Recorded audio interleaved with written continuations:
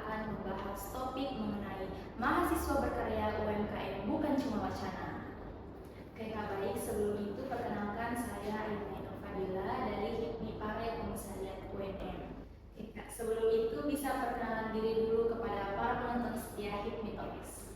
Jadi perkenalkan, nama saya Najwa Hilda Safira, biasanya saya dipanggil Wawa, asal saya Parepare, dan saya dari Universitas Negeri Makassar juga, jurusan Desain Komunikasi Visual semester 5. Sudah semester 5, masih Ya, sibuk-sibuknya lagi. sudah sibuk-sibuknya. Kesibukan Kakak akhir-akhir ini apa Kak? Saat ini sih saya tentunya sedang menjalankan kuliah saja ya, apalagi sudah semester 5 pasti sudah kayak disuruh mempersiapkan ujian-ujian akhir begitu ya. Tapi saya juga lagi sibuk dengan bisnis saya sendiri, yaitu Crafting Play. Bisnis Kakak cukup menarik nih. Ya. Nah, langsung saja kita boleh ceritain sedikit Kak, Boleh. usaha atau UMKM apa yang sedang Kakak jalankan saat ini? Jadi kan itu Crafting Play adalah kerajinan yang berbahan utama clay. Nama bisnis saya itu adalah Meo Market, dan alhamdulillah udah jalan dari bulan Agustus sampai sekarang dan sudah mulai terjual ada 40 pieces. Awalnya itu sih saya sudah mulai kayak tertarik bisnis itu menjual ini yang clay pas bulan Mei, karena pas bulan Mei itu ada pameran dari tugas DKV kami gitu. Terus kakak terus kayak ini kan teman sekelompok saya kayak bilang tidak mau kah buat kayak merch gitu kan, merch kerajinan kayak dari ikan-ikan dari clay. Jadi akhirnya saya buat, terus saya buatnya baru sedikit juga sih, tidak banyak, kayak mulai memperkenalkan dulu. Jadi awalnya mulai dari situ. Jadi pas kayak sempat berhenti lagi karena tugasnya sudah selesai, pengarangnya sudah selesai, saya kayak berpikir bilang mau deh kayak punya lagi bisnis begitu supaya ada pemasukan. Jadi saya mulai bisnis ini Crafting Play.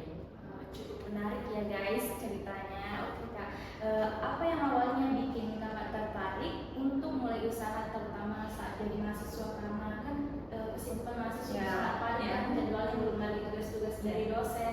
Coba bisa diceritakan kepada para penonton. Saya sih secara pribadi suka kak bisnis mulainya dari 2023, karena pas itu sebelum masuk kampus kan kayak ada waktu atau jedanya itu sebelum masuk kampus dimulai.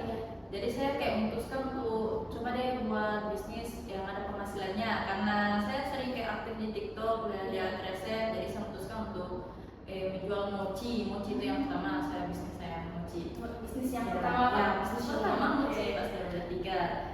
Karena sudah masuk kuliah, awal-awal itu saya sempat berhenti nih karena kan waktunya sudah selesai. Jadi pas 2024 lagi, teman-teman saya tuh kan saya sudah cerita ke teman-teman saya pernah buat begini. Teman-teman kayak bilang kenapa tidak jual sekarang, kenapa tidak mulai lagi support lagi, support kan, ada support, ada dorongan dari teman sekitar. Jadi saya kayak bilang oh iya ya, kayak ya udah deh mau buat lagi, mau mulai bisnis lagi. Jadi saya buat bisnis mochi itu kembali. Saya sempat buat itu bisnis mochi, tapi karena bisnis mochi ini makanan, jadi tentunya ada waktu yang kayak kurang efisien gitu.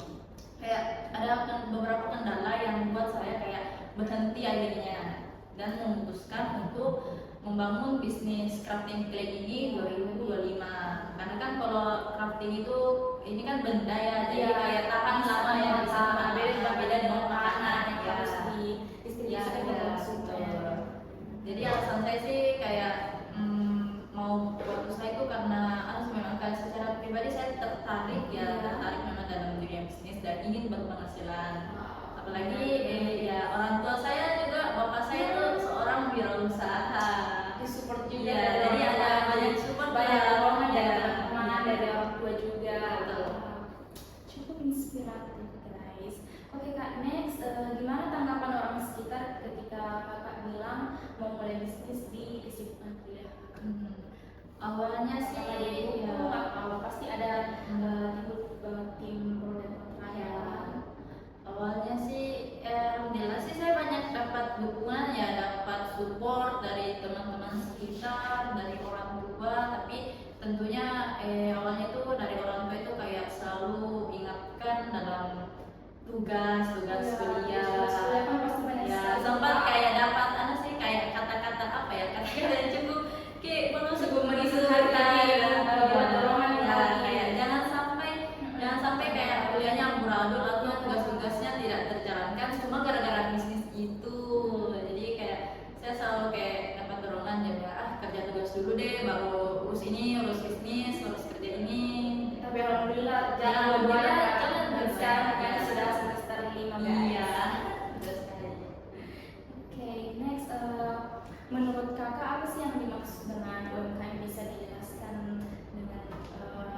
bahasa yang lebih Iya, sederhana lebih agar sederhana.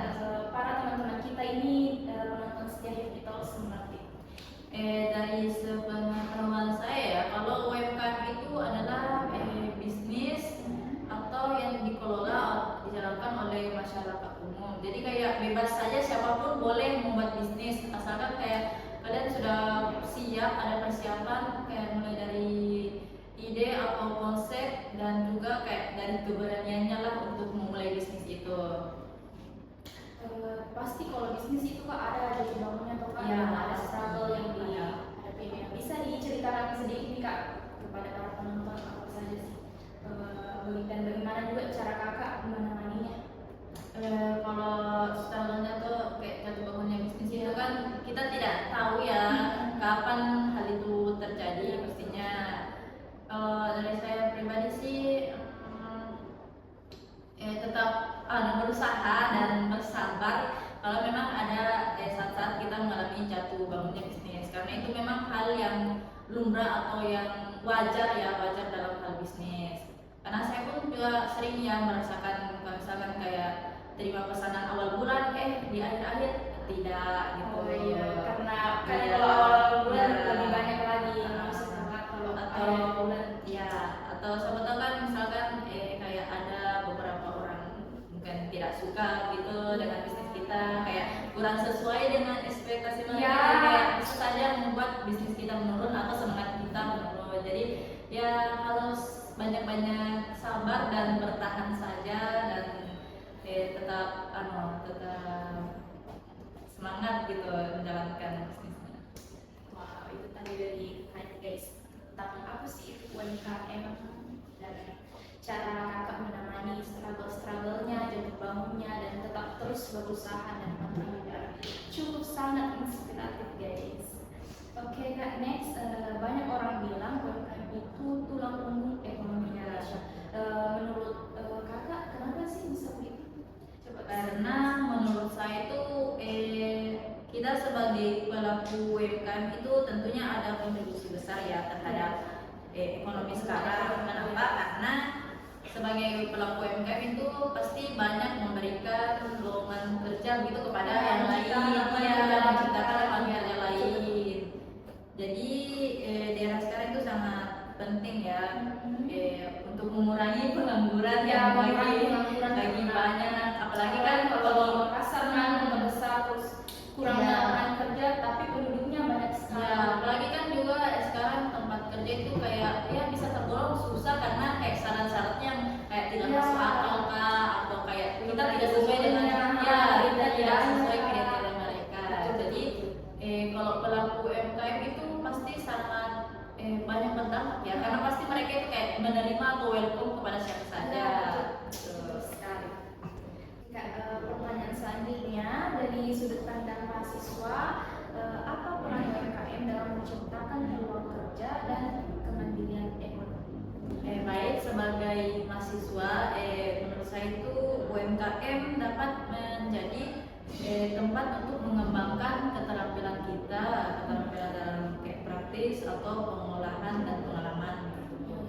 Tentunya itu mengembangkan ide bisnis yang inovatif. Dengan demikian, UMKM dapat menjadi salah satu pilar penting dalam pembangunan ekonomi Indonesia. Apalagi di tempat saya itu para pelaku UMKM itu sangat diapresiasi, kayak di Parepare itu sangat diapresiasi oleh pemerintah. Iya, betul. Ya, pemerintah itu kayak menyediakan pasar pagi dan pasar malam atau ya yang kita kenal ya CFD gitu. Setiap awal bulan ya pasti ada. Jadi kayak betul-betul dukungan pemerintah juga itu sangat bagus untuk perekonomian Indonesia bagi para pelaku UMKM.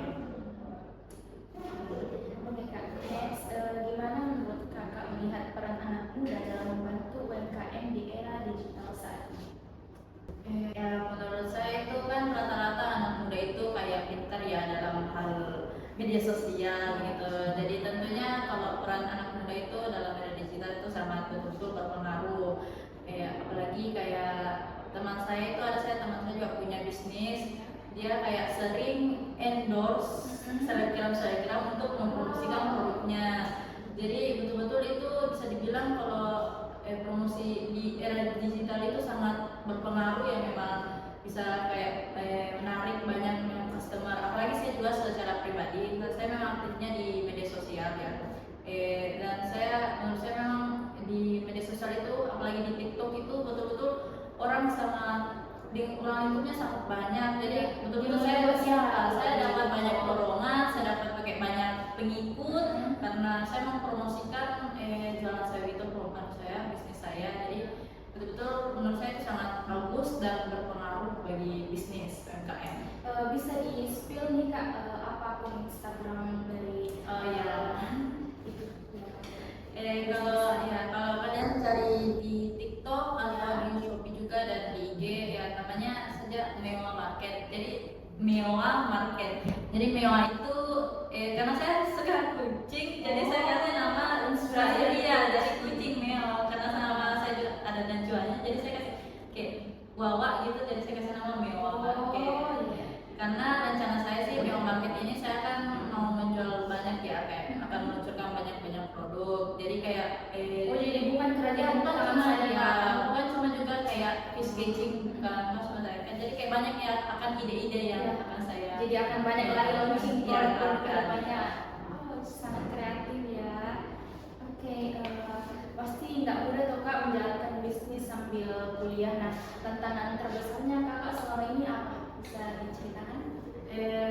Tantangan terbesarnya sih ya seperti yang saya bilang tadi ya, untuk akhir-akhir ini kan saya lagi sudah mendekati masa-masa ujian gitu, tugas akhir. Jadi tentunya saya harus lebih ekstra dalam manajemen waktu.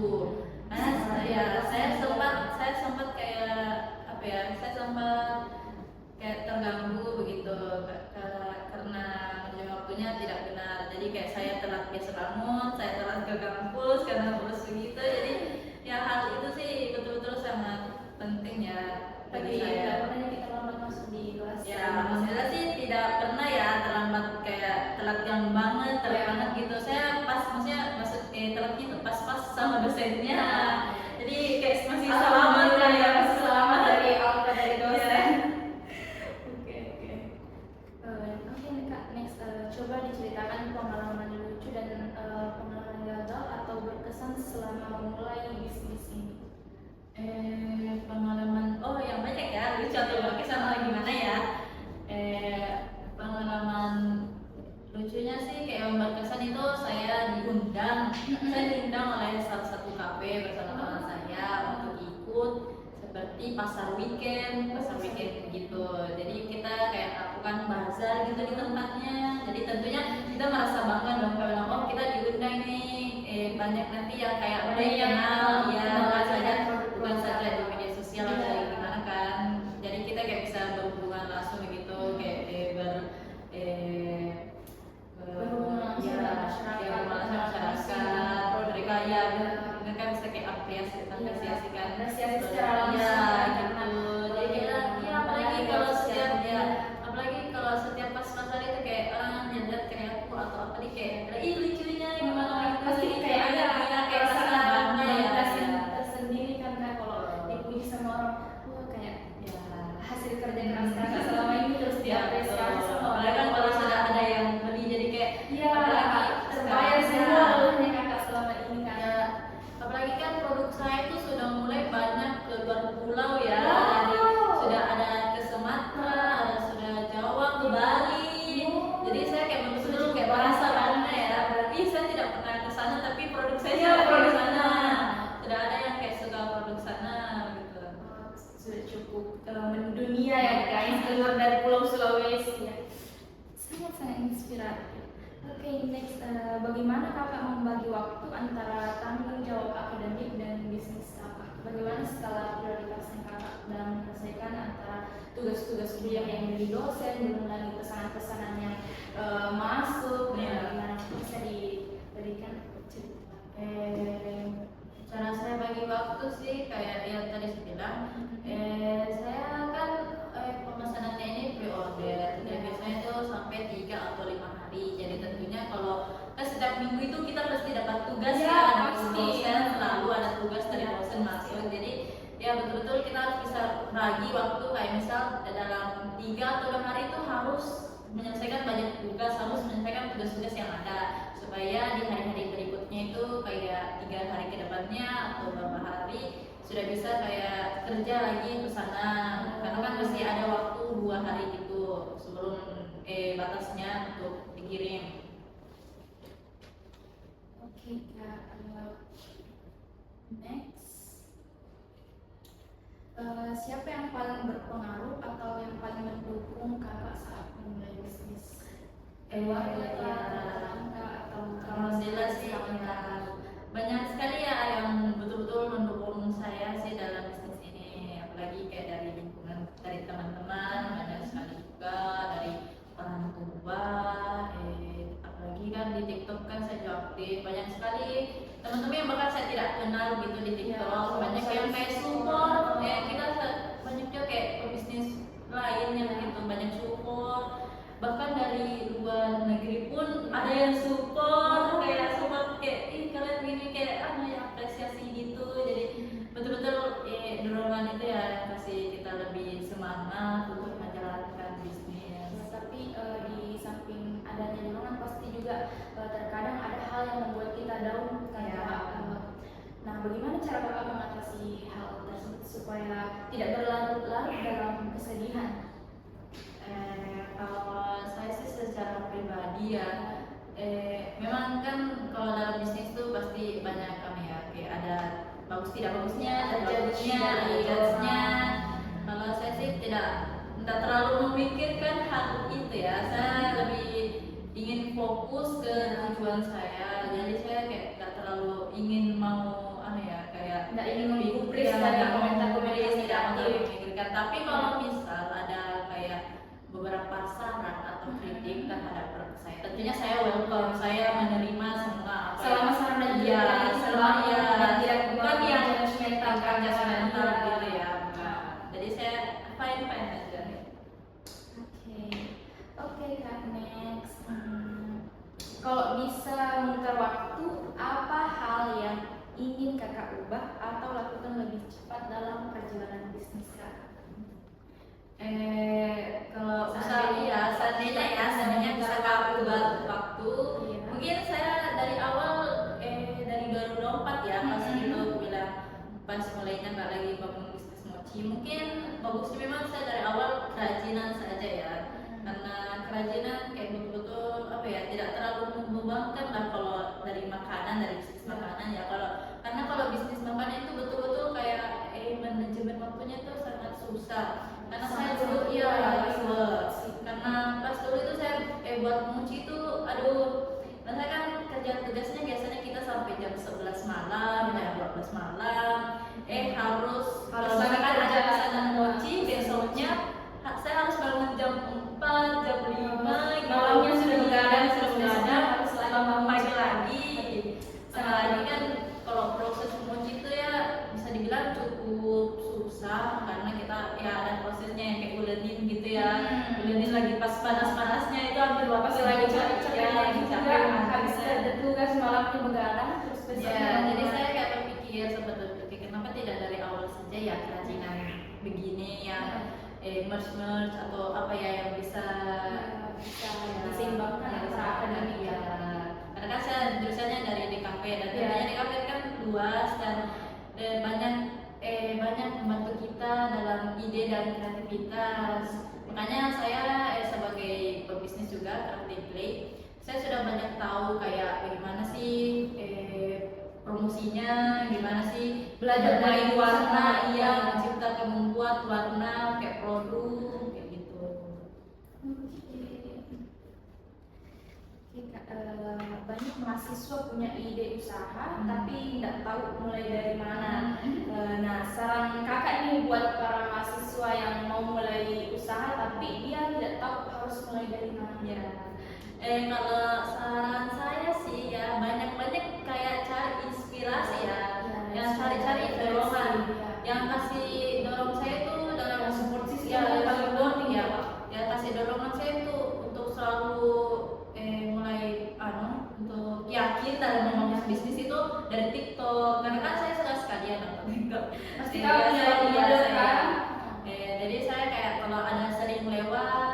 kayak kerajinan atau apa, kayak bilang ih mau deh begini, tapi kapan ya mulainya, kapan ya jalannya, kapan ya ditunda terus, kayak kapan ya ada modalnya dulu.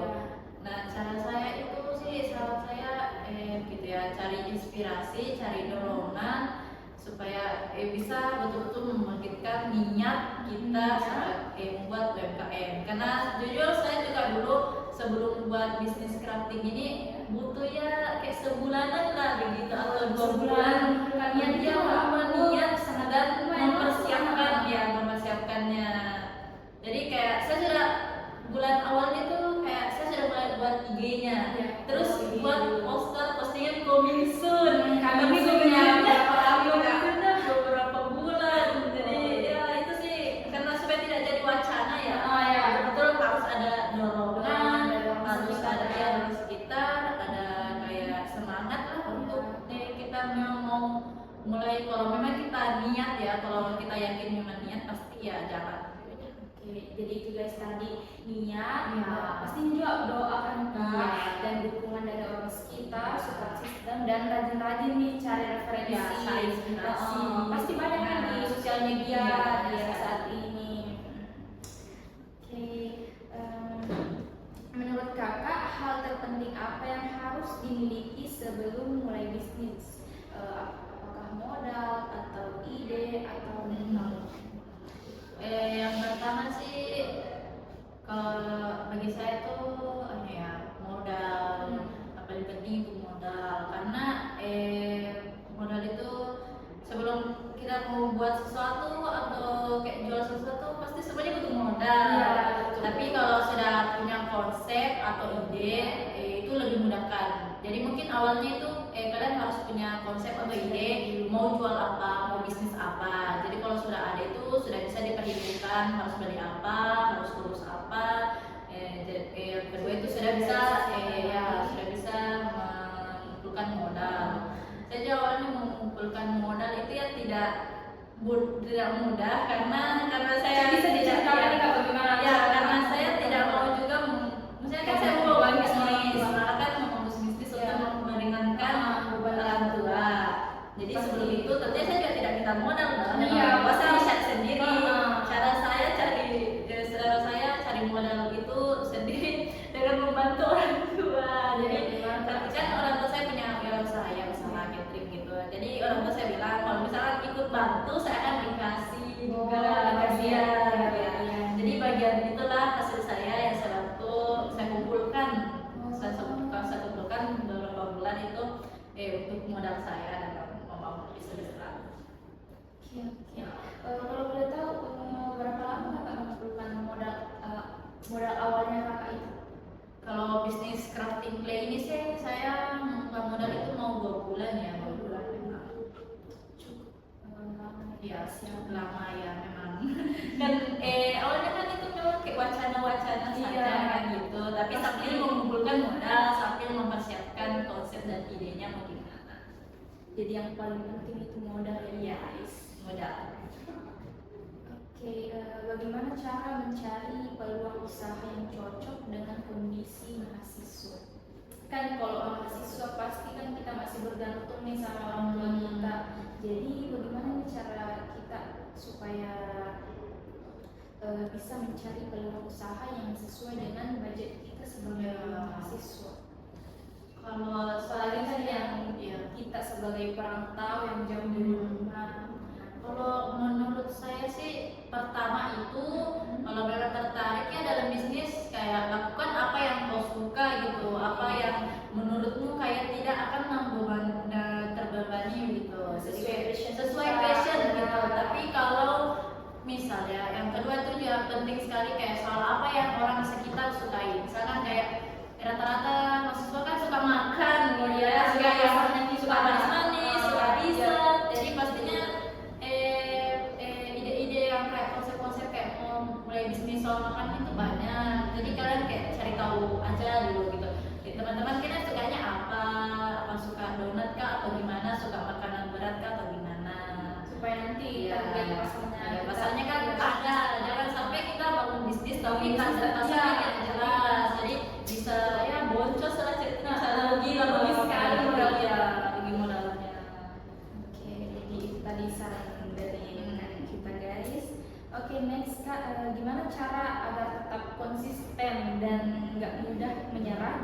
proses membangun usaha. Karena kan kita para agensi ini pasti nih kayak lebih banyak rebahannya kan. Nah, bagaimana cara kita mengatasi hal tersebut Kak supaya tetap konsisten nih dalam membangun usaha kita ke depannya? Kalau untuk konsisten ya, semuanya itu tergantung dari niat ya, dari niat diri sendiri, dari kesadaran diri. Sejujur saja sebenarnya kadang sih kayak magelan gitu ya kalau dalam hal bisnis atau kerja tuh gitu. Karena kadang buat kita juga capek ya, tentunya kita sempat capek. Jadi Pasti kalau ada juga rasa jenuhnya ya, butuh istirahat begitu. Kita kan lagi kuliah juga, bisnis juga. Jadi untuk tetap konsisten itu sebenarnya tergantung niat. Seperti yang saya bilang tadi, yang kasih bangun saya itu untuk mulai bisnis itu untuk tetap konsisten juga itu apresiasi dari lingkungan sekitar, dan juga kayak dari media sosial gitu yang kasih dorongan selalu konsisten. Gitu guys. Jadi kita para agensi jangan mau Jangan pantang menyerah. itu aja, jangan pantang menyerah selalu ya. Dan jangan selalu sedikit mau rebahan nih, mau Iya. ini. Dan kalau misalnya ada kayak rasa kejenuhan, pasti Iya, harus pasti. ingat tujuan utama kita kan dalam membangun bisnis itu supaya tetap konsisten dan tidak gampang menyerah. Oke, apa strategi sederhana yang kakak pakai untuk memasarkan produk atau jasa kakak? Strategi yang saya pakai itu kan promosi media sosial ya.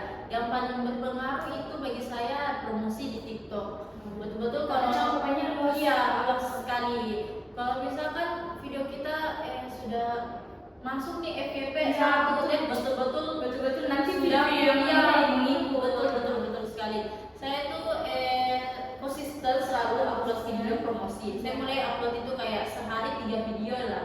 Saya upload video promosi yang kayak random lah, kegiatan saya membuat pesanan atau gimana ya promosi. Terus lama-lama saya konsisten upload kayak sehari 2 video, sehari 3 video.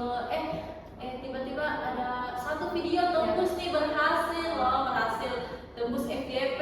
Kasih senang senang ya. Kayaknya nggak main sih, karena tembusnya itu yang nonton mau ada 50.000 orang yang nonton tayangnya, alhamdulillah. Terus dari situ banyak dapat apresiasi dari teman-teman di sosmed gitu, kayak ada banyak pebisnis juga yang lainnya support. Pantas Itu sudah banyak yang keluar dari Sulawesi ya, karena mereka kenalnya dari situ, promosinya dari TikTok. Jadi itu strategi saya. Kita itu harus kayak aktif ya bermedia sosial. Apalagi kalau misalkan kayak orang di sekitar kita itu misalkan kayak sudah tahu bilang, oh ternyata dia bisnisnya jualnya di Makassar. Pasti kayak banyak juga orang-orang Makassar jadi kayak tahu gitu. Next, apa arti berkarya bagi kakak sebagai mahasiswa yang berwirausaha? Jadi bagi saya sebagai mahasiswa ya yang harus berwirausaha, berkarya berarti membuat atau menciptakan sesuatu yang dapat bernilai gitu. Dengan berdampak positif melalui ide, kreativitas dan juga konsep. Jadi saya yakin kalau kita berkarya itu tentunya akan dapat mengembangkan bisnis kita untuk berkelanjutan lebih panjang. Kalau ada mahasiswa yang masih takut atau masih ragu dalam memulai bisnis, nah apa pesan kakak yang ingin kakak sampaikan kepada orang mahasiswa? Kalau saya sih pesan saya jangan takut untuk memulai sesuatu ya, karena kita kan masih muda, jadi perjalanan itu masih panjang ya. Jadi jangan kayak takut baru mencoba hal-hal baru. Jadi kalau memang kayak tertarik dalam dunia bisnis dan betul-betul ingin punya niat yang siap, ada kesiapan yang jelas. Jadi ya jangan takut untuk memulai lah. Jangan menyesal di akhir nanti baru karena tidak memulai apa-apa pasti ya. ada masalahnya. Lebih baik kita memulai sesuatu dari awal daripada menyesal di akhir daripada tidak membuat sama sekali. Karena tentunya ya di diri masing-masing itu pasti kayak ada harapan ya, ingin mempunyai penghasilan sendiri, ingin membanggakan orang-orang sekitar, membanggakan uang juga ya. Jadi jadikan itu sebagai motivasi untuk memulai ya.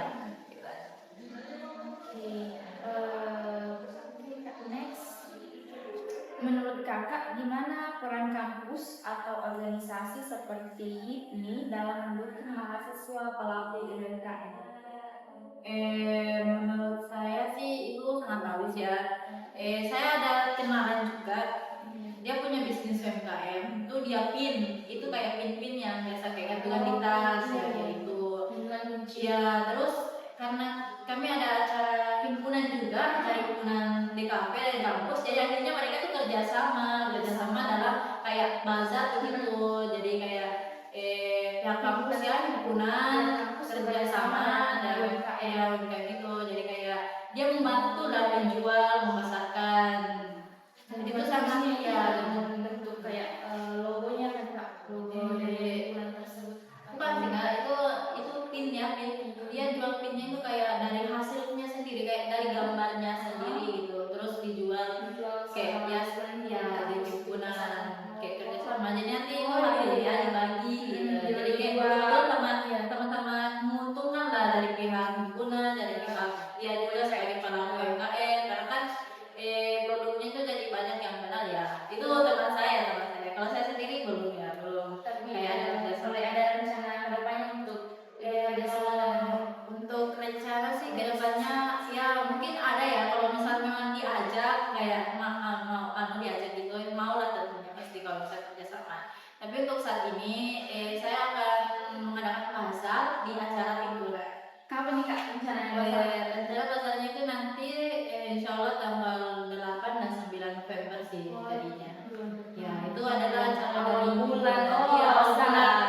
Sangat ya guys, target pasalnya karena awal bulan. Nah, itu adalah acara dari himpunan di kafe ya, kayak acara kolam kali ya. Jadi tentunya itu kayak peluang banyak ya, peluang yang besar untuk kita yang membuat kerajinan atau ya kita sebagai pelaku UMKM ya untuk memperkenalkan lebih luas lagi. Oke Kak, terakhir nih, apa harapan untuk masa depan UMKM dan mahasiswa Indonesia ke depannya? Harapan saya tentunya seperti tadi ya, pemerintah tentunya banyak yang membantu dan mengapresiasi yang mengambil peran kan, misalnya kayak mereka buat pasar malam seperti itu, pasar pagi, CFD, terus bagusnya sih kayak ada event-event ya begitu, tentunya lagi di Makassar ya kan, ada dibilang event art market gitu ya di Jawa, terkenal sekali selalu ada event art market. Terus di Makassar itu belum ada sih sama sekali gitu. Padahal itu adalah peluang yang bagus dan besar bagi kita ya sebagai pelaku UMKM yang menghasilkan sebuah kerajinan ya, yang suka art-art begitu ya. Jadi saya sih harapnya kayak ada yang mau sih yang buat kayak gitu ya, kayak Bisa art Kakak supaya bisa kedepannya Kakak bisa bekerja sama dengan pelaku UMKM di Makassar supaya bisa mengadakan kayak art tersebut. tentunya pasti harus ada yang berkontribusi besar ya untuk mengumpulkan kita semua ya sebagai pelaku UMKM. Seperti tadi yang saya bilang kayak yang kafe itu ya, kafe mengajak saya untuk kerjasama. Ya itu bukan saja saya yang diajak, tetapi banyak juga yang diajak kayak gitu. Jadi harus ada yang seperti begitu yang berperan untuk membantu kita sih. Cukup menginspirasi ya guys podcast kita pada kesempatan kali ini, dan terima kasih juga kepada Kak Najwa karena telah menyempatkan waktunya untuk podcast bersama HIPMI Talks di tengah-tengah kesibukannya Kak, belum lagi kesibukan bisnisnya, kesibukan tugas-tugas kuliahnya yang jadi dosen. Terima kasih banget ya Kak. Oke, itu tadi guys podcast kita tentang mahasiswa berkarya, UMKM bukan cuma wacana. Oke, terima kasih untuk para penonton setia HIPMI Talks yang sudah menonton sampai akhir. Semoga apa yang Kakak Najwa sampaikan dapat memberikan manfaat dan juga dorongan untuk para pelaku UMKM ke depannya. Oke, sampai jumpa di next podcast. Dadah.